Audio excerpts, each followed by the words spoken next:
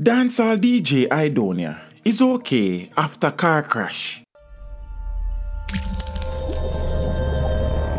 Teach them! Always make sure the message will reach them!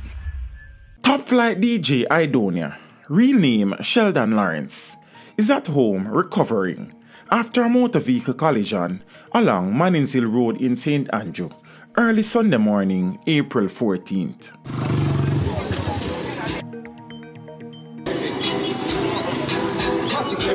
Can't believe it. God Japan himself.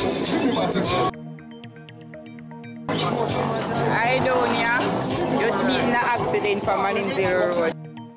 Watch out. Nothing to do him still. See him them good.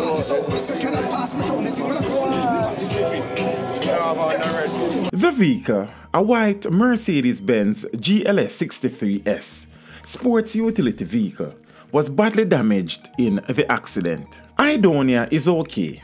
He was on his way to fire out by the University of the West Indies at the time of the accident. The SUV is badly damaged, but everything good.